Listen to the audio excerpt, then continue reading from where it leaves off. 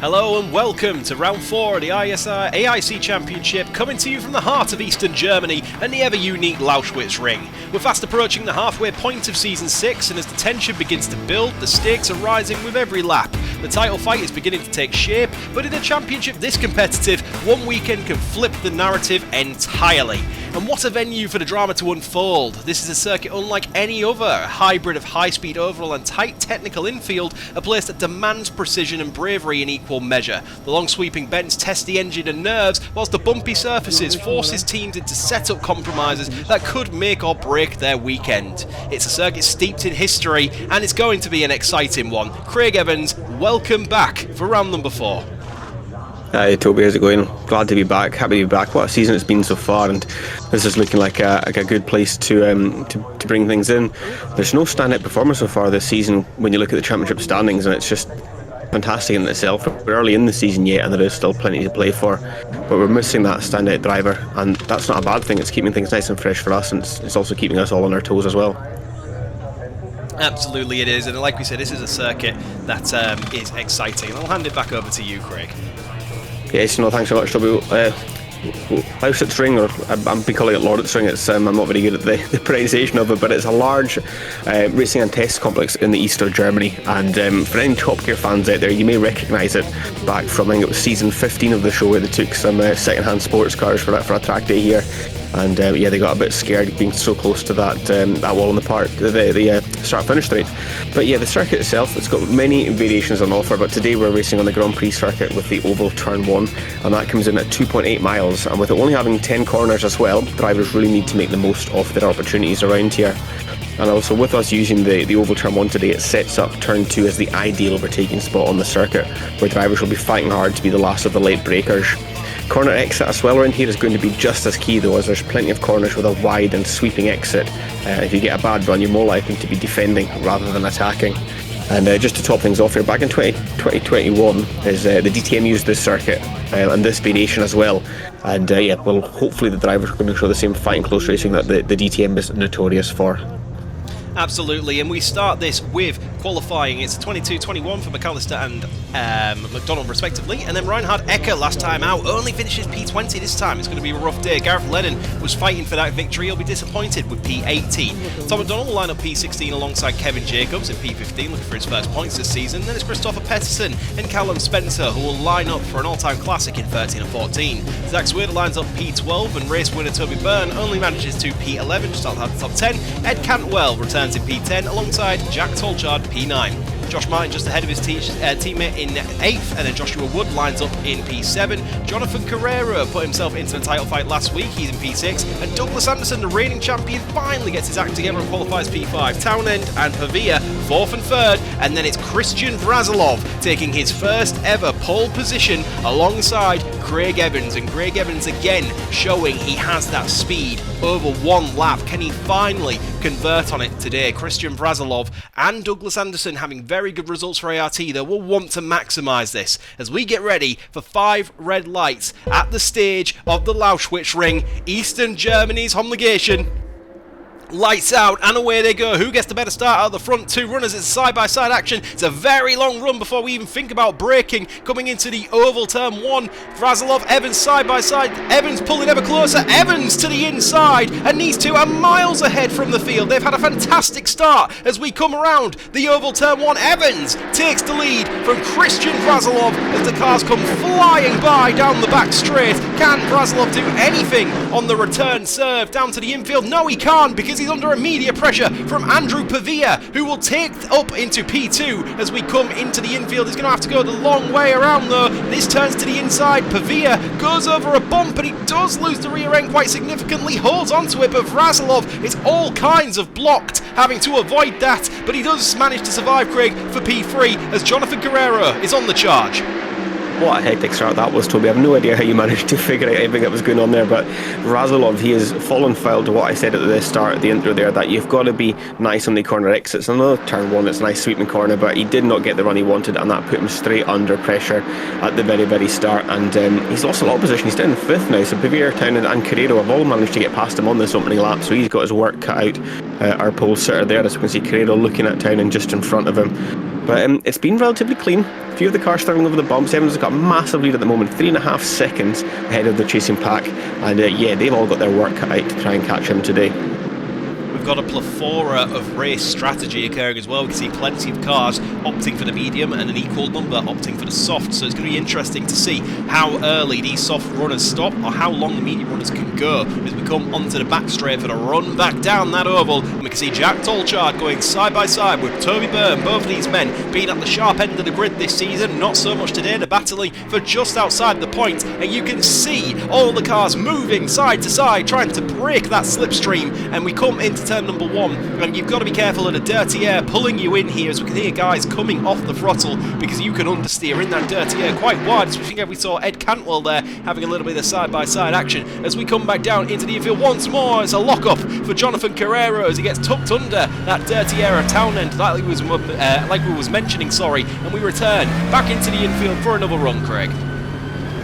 It's been a good opening lap so far. Everyone's just kind of getting a feel of it, seeing how the car copes, seeing how it all goes. I think the first 3/4 of the lap is quite nice and relatively pacey. It's some medium speed corners despite the little chicane, and then at the end, as we saw of lap one, get a little bit tight and twisty in the last quarter of the lap, so we'll have to see what drivers can make their moves earlier on in the lap before they'll get tripped over each other at the end of the lap, as we're watching Vrazilov now trying to make amends here and catch up with Carrero. He's just right on the back of them, both in the medium tyres at the moment, so they're on the same or similar strategies. We're going to see how Townend goes with the softs up in third place, see if he can make any progress on Pavia, and then maybe make a dash for the lead. But it's all pretty much status quo at the moment. No one's making too many moves as things stand. It's 12 laps though, still 10 to go, so it's a good distance still to be making your moves. We talked about in the pre-show how teams have had to compromise their setups for the bumpiness of this circuit, and a lot of these guys are having to run quite significantly raised ride heights, and could that be the secret to why we've suddenly seen the ART machine, which has struggled all season and has been at the bottom of the table? I think they've collected 4 points between them this whole season so far, and suddenly they're right in the thick of it. It's been a disastrous start for Vrazilov. He'll have a long way to go to recover that, to hopefully get a podium or something to kickstart their season, but I think a compromised setup has reawoken ART, who've got a few teams napping, Craig. You can see Townend behind Pavia. Is he going to catch Pavia napping? Townend's our first driver on the soft compound of tyres. He's the fastest man on the circuit at the moment, as is evident by the fastest lap, and he's looking to get past Pavia as quickly as he can to make the most of these soft compound of tyres before they jump off of a cliff, because we don't know when the pit window is going to be here, but I imagine it's going to be the traditional one-stop that we've seen. Townend still getting ever closer to Pavia as we come down, and it looks like Pavia is closing quite a lot on Craig Evans. Is Craig Evans in sort of a tyre management phase at the moment? He's certainly looking a bit slower, and Townend looking ever faster. Yeah, Townend's looking pretty racy here. I think if he manages to get past these two guys in front of him, he might be away and clear. We're looking at Zach Swader now and Ed Cantwell. Ed Cantwell, he's the third driver on the softs, just behind Josh Martin, so we're looking at these guys and see what progress they can make, as well as he's looking round the outside Josh Martin here. This is the slow section of the circuit, so we'll see if he's able to make any kind of headway. Martin's just managed to hold him off, but Cantwell's got to watch because Jonathan Wood is going right around the outside of him here. Little kink to the right before we get into the tight section at the end of the lap here, but Cantwell's got the ideal line at the moment. Could this switch back Wood's favour? It doesn't this time around. Campbell manages to keep that, and he's going to look and see if we can get a good exit here to get on the back of Josh Martin as we head down towards, down the start finish straight towards turn 1. Is this a couple of drivers in the pits already? Yes, we've got Craig McDonald heading in, and we've got another car behind him. I can't quite figure out who that is just yet, but this will be interesting. Movers and shakers already. It's a very early pit stop, lap 4 of 12. We've got to imagine that's going to be majority soft runners, but it is actually Andrew Pavia leading the race now. Yeah, the race leader, Craig Evans, in the pit lane, as is Christian Vrazilov. So we've been caught out a little bit there by these fellas pitting very early on, and that's going to be a long way. It's 8 laps to go on a set of mediums. I think actually Craig Evans is that, and Vrazilov have both come back out on a set of softs. So there must be some kind of analytical data from these teams that suggests that these softs can actually go way further than we thought they could, and of course they're a faster tyre. So hopefully that's a blind masterclass from these guys. If not, bit of a blind disaster. Ed Cantwell in hot pursuit of Josh Martin, getting ever closer, looking to the inside, nothing doing on this occasion. Pavia still leads from Townend by around 4/10 of a second. At Cantwell, he's looking very racy here, and we saw this in Queensland, but we've not really seen this pace from Cantwell since then. It's been Eka who's been the leading Team Disconnect driver. Marcus Townend all over the back of Andrew Pavia. We don't know when these guys are going to pit, but Marcus Townend, if these softs are going a lot further than we thought they could, Townend could be in a great position to take the lead of the race here, Craig. He definitely could, and I think as well, if he manages to get past Pavia, like I said earlier, he could be away and clear, because he is looking really fast and really racy here. But Pavia is just taking all the right lines and just holding him off as best we can. As I think we've got a couple more guys in the pits. The standings are going a bit mental on the left-hand side, so we'll keep an eye on that as things progress. But we're on the board now with Townend. He's pulled out of the draft here at the moment. He's still closing in. Can't quite take this turn 1 flat eye, but he's got a tyre line to Pavia, so he's now going out a little bit wider. Is he going to get a good run on the exit? No, the front's washing out there. These cars do find it a little bit difficult in the medium to high speed corners.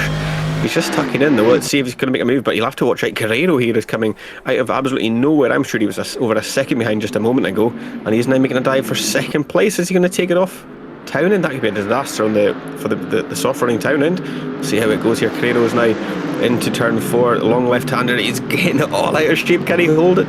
He's held it.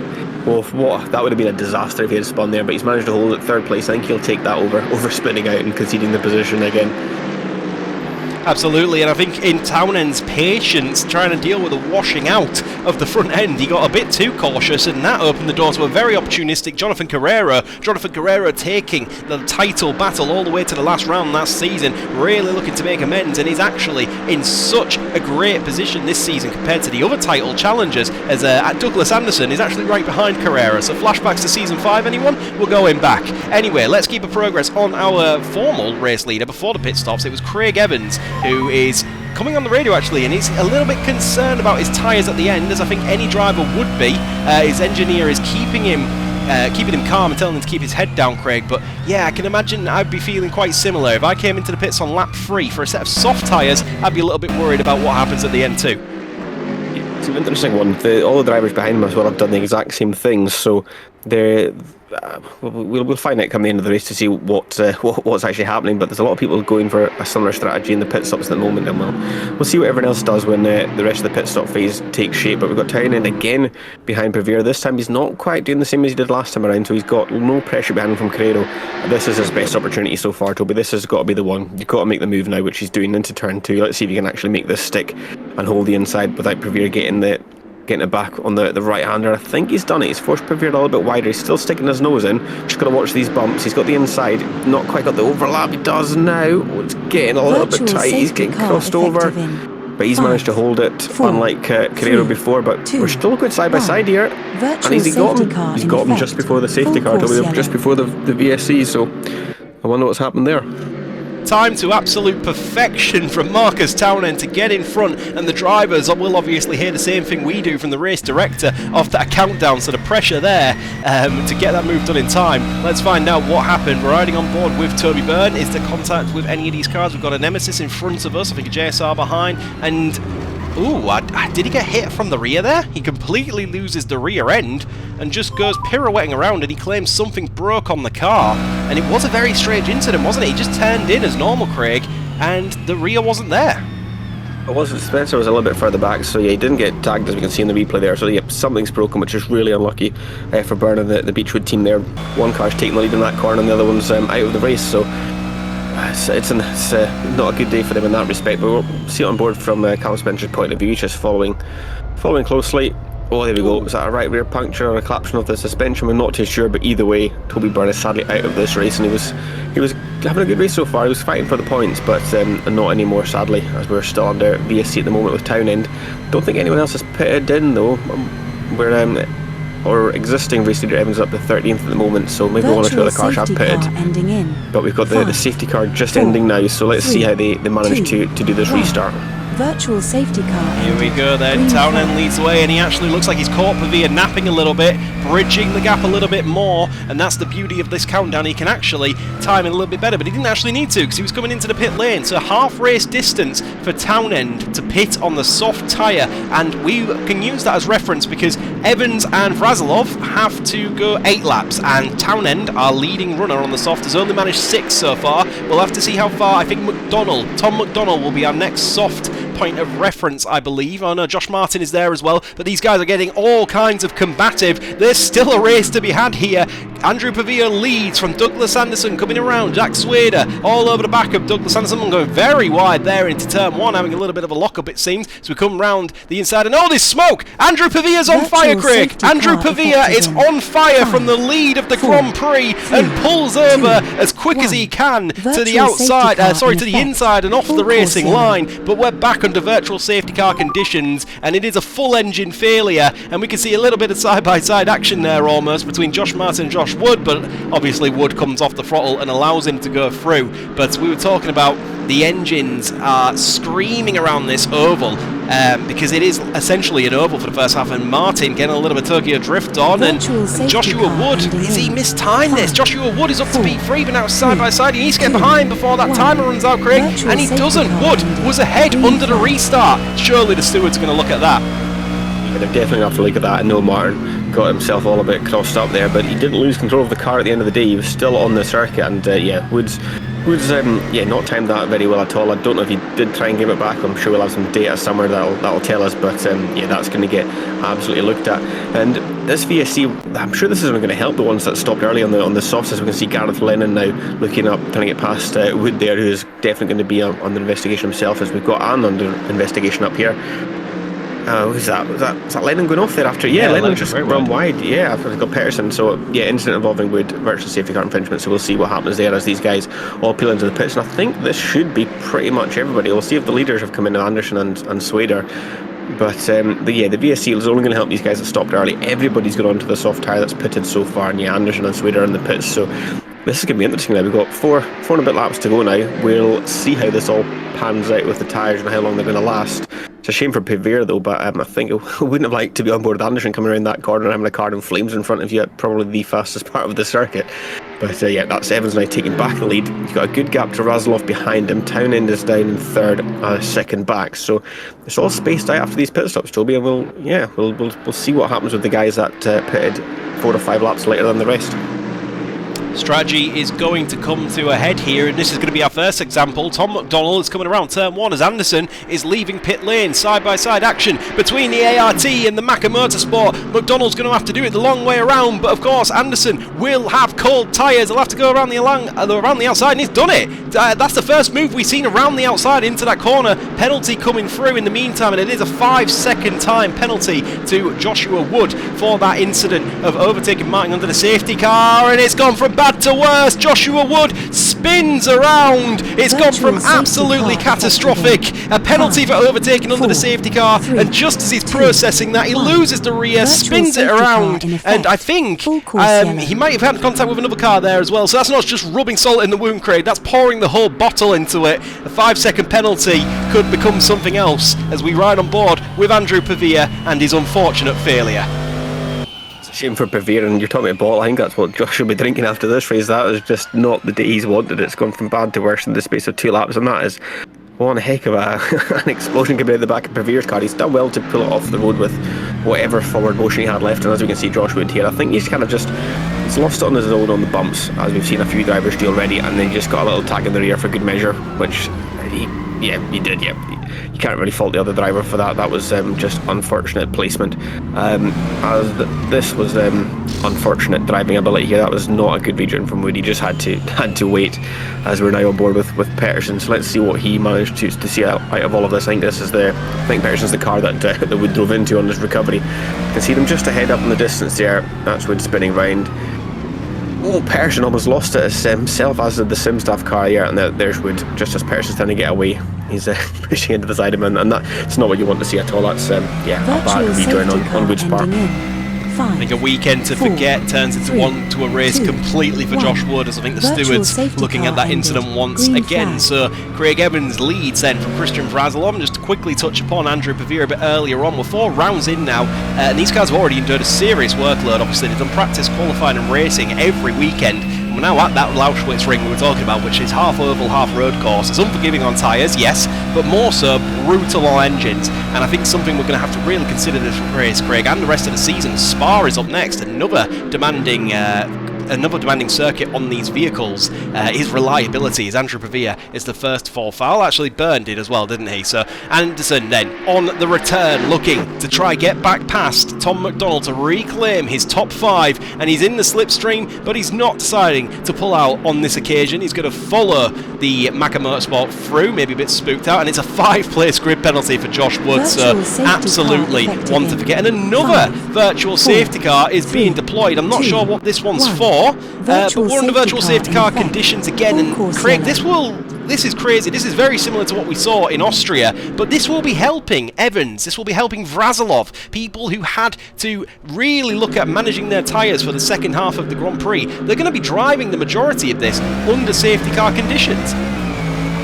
Yeah, it's worked out ideal for them, but we're on board here with Ecker for the time being. This might be what we're looking at for the virtual safety guy. He's up on the curb around the last corner onto the banking, which is not something you do see often, but he is side by side with another driver here. I can't quite see who that was, but I think we're going to get a story here as he's just locking up. That is completely unlucky, and I think that's just speared the other driver into the wall, and that's Ecker right there. That's really unfortunate. We've seen that a lot this season with a few of the drivers locking up and struggling with the brakes. As Philip Bloom is the innocent party here, and he's just going to get pinged off into the wall there, which is really unfortunate for him. He's just a bystander and all that, I think. As we can see it from another angle here, nice cam angle to see what's happened there, and yeah, unfortunate for Bloom and Ecker. Yeah, we've seen it a lot this season at a few circuits. Drivers struggling on the brakes with these cars, they're just completely locking up, and Ecker is the next one to fall foul from the trait that you find in these race cars. Yeah, I think that was a bit clumsy, a bit unnecessary. It was a very interesting one. I don't know. We'll see what the stewards rule on that, but I think Ecker, after a victory last race, will probably think he can do better than that, so I'm sure the stewards will remind him as well. We'll see what happens on that one, but we are back under racing conditions once again, and it is Evans leading from Vrazilov. They've been assisted quite a lot by the virtual safety cars to keep them in this position, but Townend pitted much later, and he's in hot pursuit of the top 2, and Vrazilov is actually getting very close to Evans underneath the slipstream. So has Vrazilov been doing a little bit better of a job of managing his tyres throughout that middle stint? We saw Evans maintained pretty much a 2.5 second gap throughout the middle of the Grand Prix, and Vrazilov never really closed until now. So has Vrazilov just been biding his time, or is that just a natural reaction of the oval type racing this race produces with the slipstream? Evans under pressure, and it's a penalty coming through. Who's this penalty going to be for? Is it for Reinhard Ecker? It is a 5-place grid penalty awarded to last week's winner, but we're looking at the battle that could very much decide this week's race winner. Evans, Vrazilov, Townend, and then Carrero. He's 2 seconds behind Craig if anything goes wrong for these three. It's got the box seat here just to watch what's happening with the 3 in front, but it seems to be a mirror image of what happened just before the pit stops. They all closed up into Evans, and then obviously pits happened, but this time it's now for the checker flag itself. Evans has got the downfall, he's got no cars in front of him, nobody's pulling him along, whereas Vrazilov and Townend have that slipstream and have that pace advantage in the start-finish straights, and that's shown here now. So it's all time to get the elbows out, the shoulders out, to see who can fight for what now. As Vrazilov got a bad exit there, I did say the exits are going to be key. Townend's looking like he's going to be attacking rather than Vrazilov, but we'll see how it goes around turn 1 into turn 2, as Evans seemed to have broken the toe there a little bit from Vrazilov, but I don't think that's going to matter too much. Come turn 2, they're all going to be pretty close together. Just depends how they manage to navigate around here on slightly worn tyres. As you said, Townend's got the best out of the bunch at the moment, And all coming over the bumps here. Now this is where you're going to get a tow. Look at them all close together, all within 3/10 of each other. And it's all going to be last of the late breakers here. Razlov's pulling out. He's looking to make the first move as he's got up the inside of Evans. Has he got enough of a nose up the inside? We've seen a few drivers try and fight back on the next corner here, which Evans is doing, and he's managed to do it. But Razlov's got the bumps. Evans seems to have backed off, and Razlov going sideways. Evans sideways as well. They've both managed to just hold it. And Townend was almost laughing there, going to be taking 2 positions. But Carrero is now in this battle, Toby, and he cannot be counted out for this race win.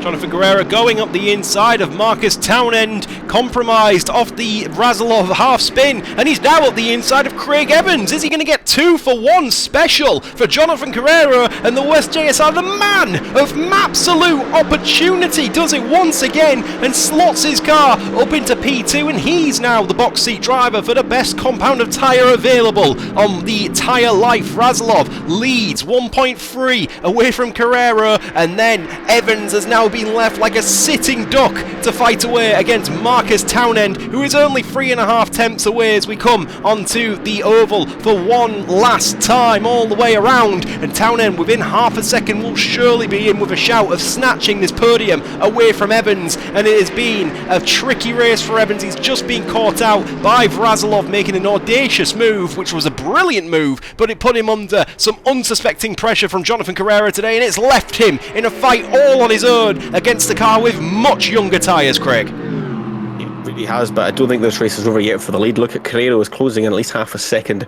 around the last couple of corners there on Razlov ahead of him, as we're still on board with Townend looking to snatch that podium away from Evans. So it's a lot to still play for. The last parts of this race as we're coming down towards turn 2 now. Townend still just sitting close behind Evans.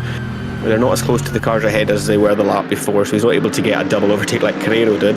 But Carrero himself, he's just got to keep it nice and tidy around turn 4 here. No getting crossed up over the bumps. And if he can get a good exit, it's all to play for the last half of this race. He's only half a second now behind Razlov. As we can see, Douglas Anderson going Tokyo Drift now in front of McDonnell. This is the battle for 5th place, and this is Anderson trying to kickstart his season after a bad season so far. And he'd be laughing with a 5th place. But let's have a look now and see how we get on around these last couple of corners. Toby Carrero, he's going for it. He is. Time is running out though. 3/10 of a second. Christian Razlov, can he withstand the pressure for his first victory in the ISR AIC, for ART's first victory, first podium since season number 5, which feels crazy to say. Could we be seeing the ISR AIC curse broken as we round around the final corner? I don't think there's going to be much of an opportunity if Carrera does not get the perfect exit, and he's 6/10 down. He's losing time even further, and a virtual safety car will seal the deal, and it is Christian Razlov who will win the German Grand Prix, a first in the AIC and a first for ART since last season. There were questions at the start of the year. Was he really the right choice? Could he really follow in Danny Diaz's footsteps, or was he there just to support Anderson? He was replaced by Tolchard at Simstaff, and many thought that was the story, but not today. Razlov is the headline. From pole to flag, he gets the positions back that he needed to do. He silenced every doubt, Craig. What a victory as we end under a virtual safety car. Well, a virtual safety car saves the day a few times for Razlov as the race progressed. We'll have a look, and I think this is our virtual safety car incident here as we're on board with Callum Spencer looking back behind him.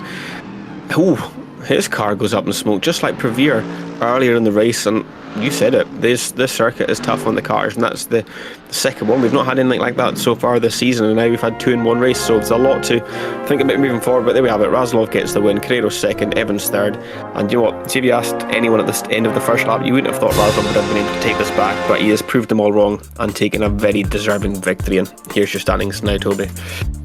Absolutely, a flawless recovery, a maiden win, and a statement to the paddock. Christian Razlov is nobody's understudy. He takes the victory, his first ever victory in the AIC, and ART's first ever victory since season 5, ahead of Jonathan Carrera. And ART and Jonathan Carrera, Craig, that one feels a familiar tale. Craig Evans is unable to convert another front row start to a victory, but he's getting there, he's closer, it's a podium he'll be happy with. Townend finishes P4, will be slightly disappointed given the tools he had towards the end of the race. And Anderson kickstarts his season with a P5. As we move on to the second page, Jack Tolchard finishes P12, Pedersen 13, Colin McAllister 14, and Craig McDonald takes the fastest lap point and secures a single point in P15 for Macca Motorsport. And then we can see Olav Odven is your last of the finishers. Painful end to the race for Callum Spencer, who blows up not just on the final lap, Craig, but the final sector of the final lap, and he is the first of our many DNS today.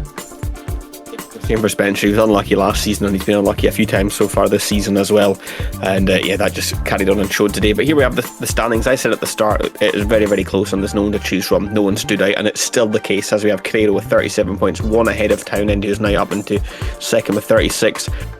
This is the biggest gap we had all season, back to third basically, apart from race 1, with Tom McDonald with 33 and Lennon and Tolchard following with 30 points apiece, and Byrne one behind again.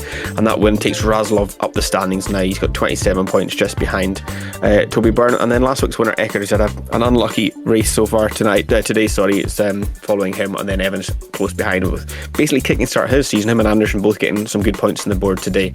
And here we have the rest of the standings. Toby got Cantwell, Peterson, Swader all very close together, and then Odvin, McDonald and Anderson, like I said, are finally on the board. Well, he's on the board. Another 10 points brings him up to 12, and hopefully that'll be the sign of things to come for him.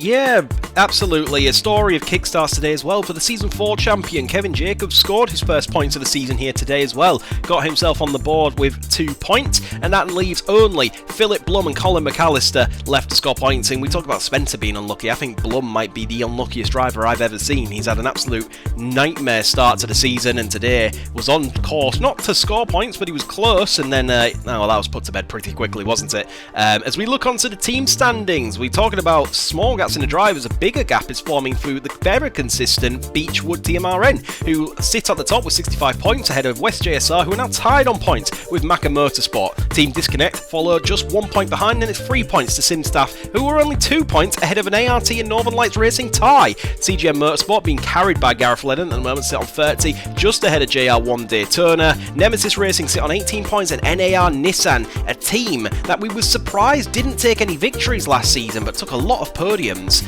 They're nowhere this season, Craig. They've had a very tough start to the year. Tough start indeed, but you know what, there's still a long way to go in this championship, and anything can happen. It's all very, very close, as you can see in both the drivers and the teams, apart from Beechwood, who are running away at the moment. But from second place down to 8th place, there's only 15 points of a difference, and that is not a lot in this championship as we've seen so far. But we'll look forward to the next race and see what delights that has to offer for us. It has been another fantastic round in the ISR AIC. It has been another crazy event. Next time, we go to Spa-Francorchamps, and that has been the most crazy race of the season for a number of seasons. I'll be very impressed, though, if they can top Austria and the Lausitzring. But thank you so much, Craig, for joining me once again. Thank you all for watching at home, and until next time, we'll see you then. Goodbye.